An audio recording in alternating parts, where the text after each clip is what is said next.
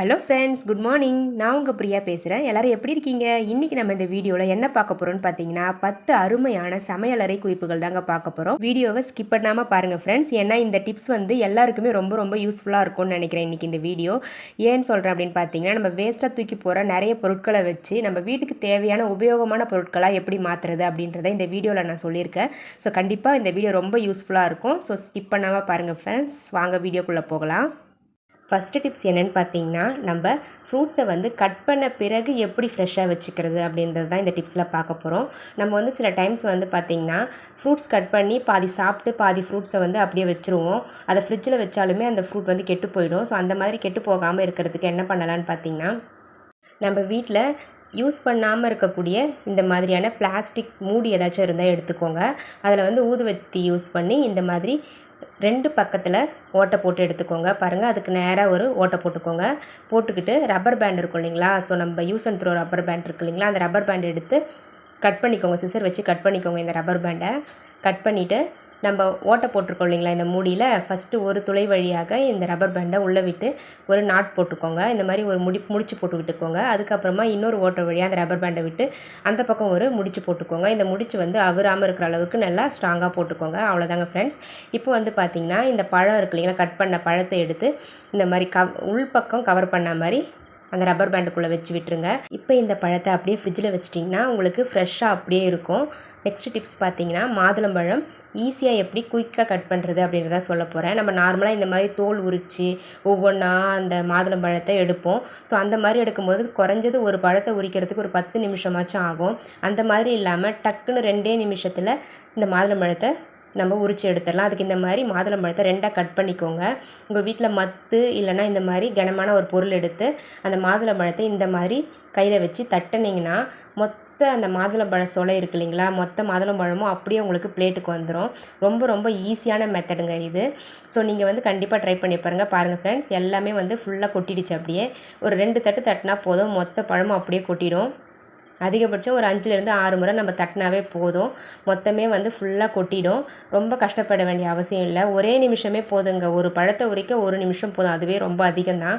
So நீங்கள் வந்து time waste பண்ண வேண்டாம் இனிமேல் மாதுளம்பழம் உரிக்கிறதுக்கு. இந்த மாதிரி ஈஸியாக ட்ரை பண்ணி பாருங்கள் ஃப்ரெண்ட்ஸ். ட்ரை பண்ணி பார்த்துட்டு ரிசல்ட் எப்படி இருந்தது அப்படின்றத கமெண்ட் செக்ஷனில் மறக்காமல் கமெண்ட் பண்ணுங்கள். பாருங்கள், நான் தட்ட அப்படியே கொட்டிக்கிட்டே இருக்குது. அவ்வளோதாங்க ஃப்ரெண்ட்ஸ். ஜஸ்ட்டு ஒரு 4-5 தட்டு தட்டிட்டு அப்படியே தூக்கி போட வேண்டியது தான். பாருங்கள், மாதுளம்பழம் வந்து நம்மளுக்கு சூப்பராக வந்து கிடச்சிருச்சு. நான் வந்து ஒரே நிமிஷத்துலேயே வந்து ஒரு மாதுளம்பழத்தை ஃபுல்லாத்தையுமே உரித்து எடுத்துட்டேன். நீங்களும் இதே மாதிரி ட்ரை பண்ணி பாருங்கள் ஃப்ரெண்ட்ஸ். ஓகே ஃப்ரெண்ட்ஸ், இப்போ நம்ம டிப்ஸ் நம்பர் 3 பார்க்கலாம். டிப்ஸ் நம்பர் 3ல் நம்ம என்ன பார்க்க போகிறோம்னு பார்த்தீங்கன்னா, ஆப்பிள் வந்து குழந்தைங்களுக்கு எப்படி வந்து கொடுக்குறது, அதாவது தோல் உரிச்சிட்டு கொடுக்கணுமா இல்லை தோல் உரிக்காமல் அப்படியே கொடுக்கலாமா அப்படின்னு சொல்லிட்டு தான் பார்க்க போகிறோம். பாருங்கள், இந்த மாதிரி தோல் உரிக்காமல் நீங்கள் கொடுத்தீங்கன்னா ஆப்பிள் மேலே மெழுகு பூசியிருப்பாங்க. ஸோ அந்த மெழுகு வந்து குழந்தைங்களுக்கு அப்படியே போயிடும். இது வந்து மெழுகை வந்து க்ளீன் பண்ண ஆப்பிள். ஸோ இந்த மாதிரி க்ளீன் பண்ணிவிட்டு நீங்கள் அப்படியே கொடுக்கலாம். நான் எப்படி க்ளீன் பண்ணுறது அப்படின்றது சொல்கிறேன் பாருங்கள். நீங்கள் ஆப்பிள் வந்து எடுத்துக்கோங்க. வாஷ் பண்ண தேவையில்லை. அப்படியே கையில் எடுத்து ஒரு நைஃப் வச்சு இந்த மாதிரி சுரண்டுனீங்கன்னா அதுக்கு மேலே இருக்க மெழுகு வந்து உங்களுக்கு வந்துடும். பாருங்கள், நிறைய பேர் இப்போ கடையில் நிறைய பேர் இல்லைங்க, எல்லாருமே பார்த்தீங்கன்னா கடையில் வாங்குகிற ஆப்பிள் வந்து பார்த்திங்கன்னா ஃபுல்லாகவே மெழுகு மேலே தடவி தாங்க விற்கிறாங்க. எதுக்காக தடவுறாங்கன்னு பார்த்தீங்கன்னா, ஆப்பிள் கெட்டு போகாமல் இருக்கிறதுக்காகவும் தடவலாம், இல்லைனா வந்து பலன்னு இருக்கிறதுக்காக வந்து தடவுறாங்கன்னு சொல்கிறாங்க. இந்த மாதிரி ஆப்பிள் மேலே இருக்கிற மெழுகு நம்ம ரிமூவ் பண்ணாமல் அப்படியே தோலோடு நம்ம சாப்பிட்டாலோ இல்லை குழந்தைங்களுக்கு கொடுத்தாலோ குழந்தைங்களுடைய உடம்புக்கு ரொம்பவே கெடுதலுங்க. ஸோ இந்த மாதிரி நீங்கள் ஆப்பிளுக்கு மேலே இருக்க அந்த மெழுகு வந்து கத்தியை வச்சு சுரண்டுனீங்க வந்துடும். பாருங்கள் ஃப்ரெண்ட்ஸ், எவ்வளோ மெழுகு இருக்குது பாருங்கள். கையில் எடுத்து காமிக்கிறேன் பாருங்கள் ஃப்ரெண்ட்ஸ்.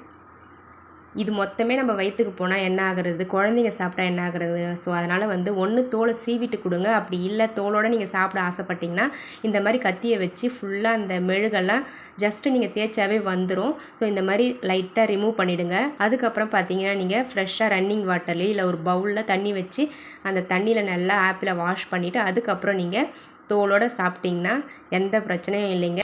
ஸோ கண்டிப்பாக இந்த மாதிரி நீங்கள் மேலே இருக்க அந்த மெழுகை ரிமூவ் பண்ணிவிட்டு குழந்தைங்களுக்கும் கொடுங்க.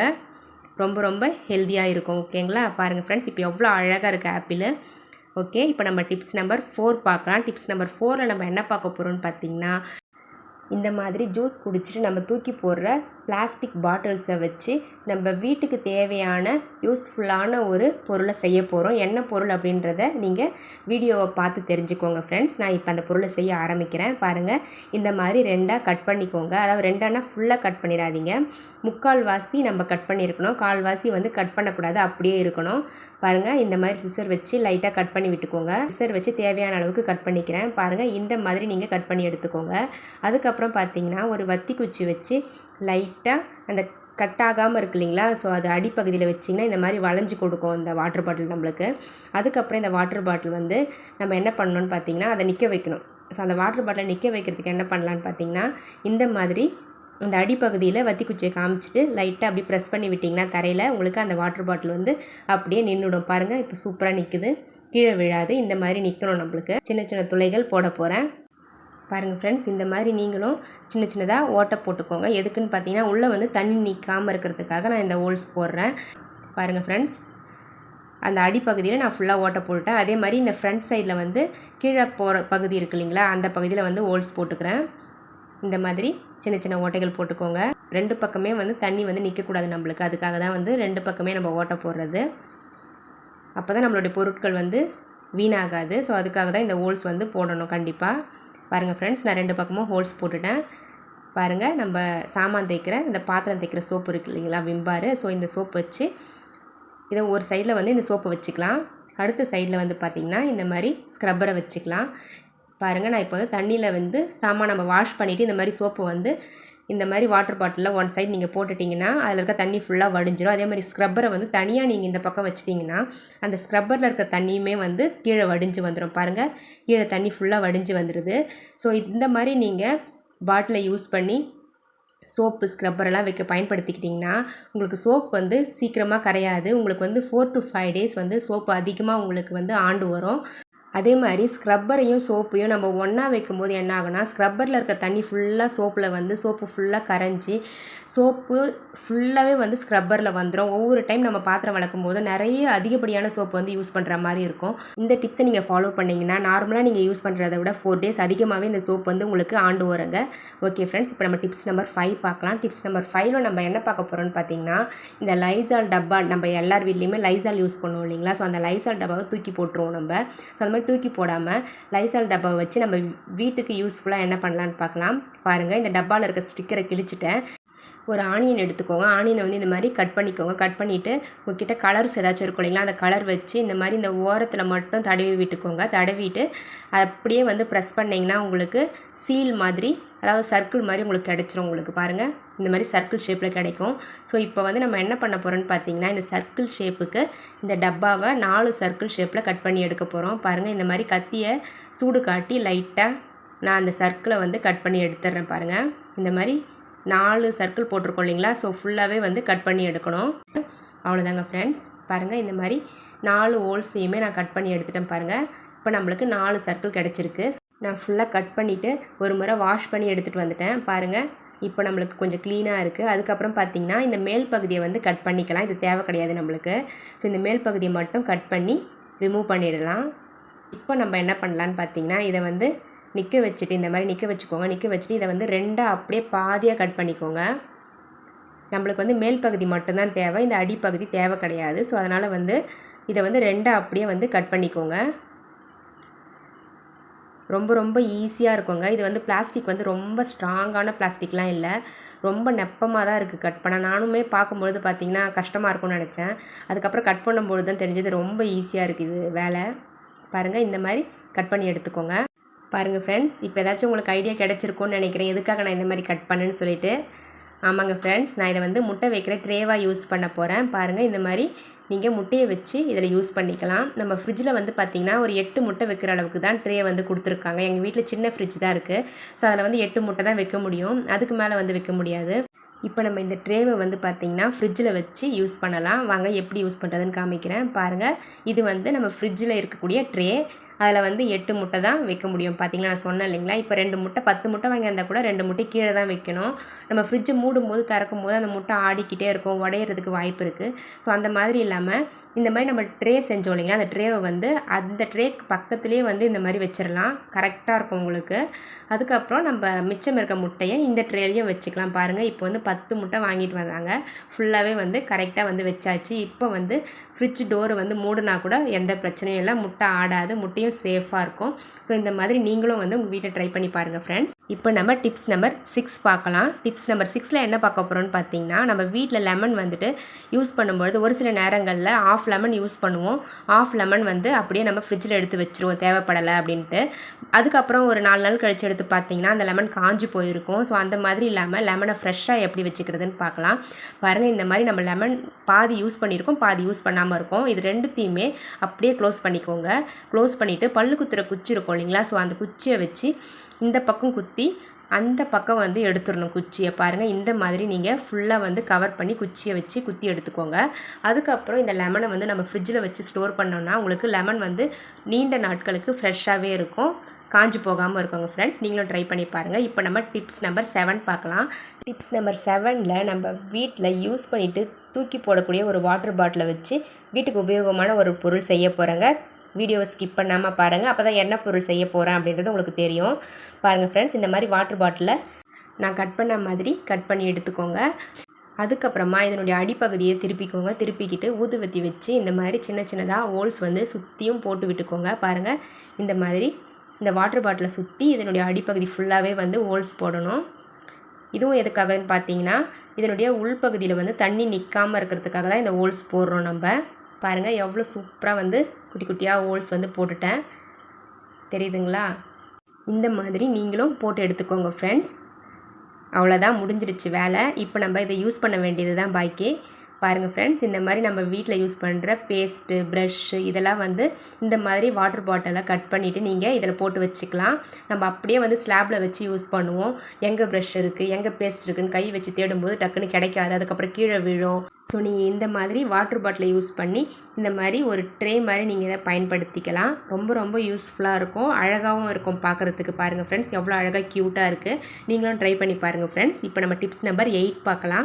டிப்ஸ் நம்பர் 8ல் நம்ம பட்ஸை வச்சு ஒரு சின்ன டிப்ஸ் பார்க்க போகிறோம். என்னென்னு பார்த்தீங்கன்னா, இந்த பட்ஸை வச்சு அந்த மாதிரி ஷார்ப்னர்லாம் ஈஸியாக வந்து நீங்கள் க்ளீன் பண்ணிக்கலாம். பாருங்கள், அந்த பென்சில் சீவும்பொழுது கொஞ்சம் கருப்பு கருப்பாக நம்மளுக்கு அப்படியே இருக்கும். ஸோ அந்த மாதிரி ஷார்ப்னர்லாம் வந்து ஈஸியாக நம்ம க்ளீன் பண்ணிக்கலாம் பட்ஸை வச்சு. ஆக்சுவலாக இது டிப்ஸ் கிடையாது, நான் வந்து வேறு டிப்ஸ் சொல்கிறதுக்காக வந்தேன். பட் அப்படியே இதுலேயும் ஒரு டிப்ஸ் சொல்லிடலான்னு சொல்லிட்டேன் உங்களுக்கு. ஸோ இப்போ வந்து இந்த பட்ஸை வந்து நம்ம யூஸ் பண்ணிட்டோம் இல்லைங்களா, ஸோ இப்போ வந்து பிச்சு தூக்கி போட்டுடலாம் அந்த பஞ்செல்லாம். பாருங்கள், இந்த மாதிரி அந்த பஞ்செல்லாம் ரிமூவ் பண்ணிக்கலாம். உங்களுக்கு ஃபுல்லாக ரிமூவ் ஆகலை அப்படின்னா இந்த மாதிரி ஒரு கத்தி வச்சு லைட்டாக தேய்ச்சிங்கன்னா போதும், அந்த பஞ்சு வந்து அப்படி தனியாக வந்துடும் உங்களுக்கு. எடுத்து விட்டுட்டு அதுக்கப்புறம் அந்த கத்தியை வச்சு அப்படியே நம்ம பென்சில் சீவோம் இல்லைங்களா, அந்த மாதிரி நீங்கள் பென்சில் மாதிரி அப்படியே சீவி விட்டிங்கன்னா உங்களுக்கு அந்த பட்ஸுடைய குச்சியின் ஒரு பகுதி வந்து ரொம்ப ஷார்ப்பாகிடுச்சு பார்த்தீங்களா, இந்த மாதிரி ஷார்ப்பாக கிடைக்கும். ஸோ இதே மாதிரி இந்த பட்ஸுடைய இன்னொரு பக்கத்தையும் வந்து நீங்கள் கத்தியை வச்சு ஷார்ப் பண்ணி எடுத்துக்கோங்க. பாருங்கள், இந்த மாதிரி நீங்கள் சீவினா போதும், ஷார்ப்பாகிடும். பாருங்கள் ஃப்ரெண்ட்ஸ், இப்போ கண்டுபிடிச்சிட்டிங்களா என்ன இந்த பொருள் அப்படின்றத? ஆமாங்க, பல்லு குத்துற குச்சி தான். நம்ம சில நேரங்களில் வந்து வீட்டில் வந்து பார்த்திங்கன்னா இதை ரெகுலராலாம் வாங்க மாட்டோம், வீட்டில் இருக்காது, ஆனால் தேவைப்படும். அந்த டைமில் என்ன பண்ணுறதுன்னு தெரியாது இல்லைங்களா, ஸோ அப்போ வந்து இந்த மாதிரி நீங்கள் பட்ஸு குச்சியை வந்து சீவி யூஸ் பண்ணிக்கலாம். ஓகே ஃப்ரெண்ட்ஸ், இப்போ நம்ம டிப்ஸ் நம்பர் 9 பார்க்கலாம். பாருங்கள் ஃப்ரெண்ட்ஸ், இது வந்து ஏற்கனவே நான் வந்து ஒரு பாட்டிலை வந்து கட் பண்ணேன் இல்லைங்களா, மாசா பாட்டில். ஸோ அந்த பாட்டிலுடைய மேல் பகுதி தான் இந்த மாதிரி, அந்த பகுதியை தூக்கி போடாமல் நான் வச்சுருக்கேன். ஸோ நீங்களும் தூக்கி போட்டுறாதீங்க. அதில் வந்து நம்ம பட்ஸை வந்து போட்டு வச்சுக்கலாம். பாருங்கள், இந்த மாதிரி பட்ஸை வந்து நம்ம போட்டு வச்சுக்கலாம்.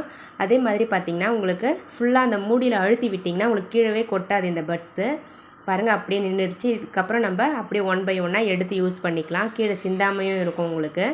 பாருங்கள் ஃப்ரெண்ட்ஸ், இந்த மாதிரி ஒரு வாட்டர் பாட்டிலுடைய எல்லா பகுதியுமே நம்ம யூஸ் பண்ணிக்கலாம். நீங்களும் கண்டிப்பாக ட்ரை பண்ணி பாருங்கள் ஃப்ரெண்ட்ஸ். இப்போ நம்ம டிப்ஸ் நம்பர் 10 பார்க்கலாம். டிப்ஸ் நம்பர் 10ல் நம்ம என்ன பார்க்க போகிறோம்னு பார்த்தீங்கன்னா, இந்த மாதிரி நம்ம வீட்டில் வந்து அரிசிலாம் வாங்குவோம் இல்லைங்களா, ஸோ அந்த அரிசி ஏதாச்சும் ஒரு பருப்பு வகைகள் ஏதோ ஒன்று வாங்குவோம், அது கவரில் கொடுத்துருப்பாங்க. நம்ம வீட்டில் வேறு பாட்டில் ஏதாச்சும் இல்லை, கொட்டி வைக்க முடியல அப்படின்னும் போது அப்படியே வச்சுருவோம். ஸோ அந்த மாதிரி டைமில் கீழே கொட்டி செதற வாய்ப்பு இருக்குது. இந்த மாதிரி நம்ம வாட்டர் பாட்டிலுடைய மேல் பகுதி இருக்கு இல்லைங்களா, ஸோ அதை வந்து இந்த மாதிரி இந்த கவருக்குள்ளே விடுங்க. கவருக்குள்ளே விட்டுட்டு அந்த கவரை வந்து இந்த மாதிரி ரோல் பண்ணிவிட்டு அதுக்கப்புறமா அந்த மூடியை போட்டு மூடி விட்டுட்டிங்கன்னா உங்களுக்கு வந்து இந்த அரிசியோ பருப்போ வந்து கீழே செதற வாய்ப்பே இல்லை. ரொம்ப பத்திரமா இருக்கும். உங்களுக்கு தேவைப்படும் பொழுது ஓப்பன் பண்ணிவிட்டு நீங்கள் யூஸ் பண்ணிக்கலாம். இந்த மாதிரி கொட்டினீங்கன்னா உங்களுக்கு தேவையான அளவுக்கு மட்டும் உங்களுக்கு கிடைக்கும். தேவையான அளவுக்கு கொட்டிக்கிட்டு அதுக்கப்புறம் மறுபடியும் அந்த மூடியை போட்டு மூடி வச்சிடலாம். உங்களுக்கு வந்து எறும்பு வராது. அதே மாதிரி பார்த்தா கீழே கொட்டாது. ரொம்ப சேஃபாக இருக்கும். இதை கொட்டி வைக்கிறதுக்காக நம்ம எந்த டப்பாவையும் தேட வேண்டிய அவசியமும் இல்லை. பாருங்கள் ஃப்ரெண்ட்ஸ், ரொம்ப ரொம்ப சிம்பிளான டிப்ஸ் தான். பட் ரொம்ப ரொம்ப யூஸ்ஃபுல்லாக இருக்கும்.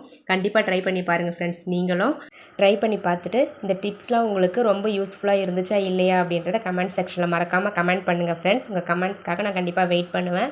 கமெண்ட்ஸ் எல்லாத்தையுமே நான் கண்டிப்பாக படிப்பேங்க ஃப்ரெண்ட்ஸ். கண்டிப்பாக கமெண்ட் பண்ணுங்கள். ஓகே ஃப்ரெண்ட்ஸ், என்னோட இந்த வீடியோ உங்களுக்கு பிடிச்சிருந்தா மறக்காமல் நம்மளுடைய சேனலை சப்ஸ்கிரைப் பண்ணி வச்சுக்கோங்க ஃப்ரெண்ட்ஸ். மறக்காமல் அதுக்கு பக்கத்தில் இருக்க பெல் பட்டனையும் ப்ரெஸ் பண்ணுங்கள். அதுக்கு பக்கத்தில் இருக்க ஆளுன்ற பட்டனையும் ப்ரெஸ் பண்ணுங்கள் ஃப்ரெண்ட்ஸ். உங்களுக்கு வீடியோஸ் ரொம்ப பிடிச்சிருந்தது அப்படின்னா உங்களுடைய ஃப்ரெண்ட்ஸ்க்கும் இந்த வீடியோவை ஷேர் பண்ணி விடுங்க. ஓகே ஃப்ரெண்ட்ஸ், இன்னொரு இன்ட்ரெஸ்டிங்கான வீடியோவோடு உங்களை நான் சந்திக்கிறேன். தேங்க்யூ, பாய்.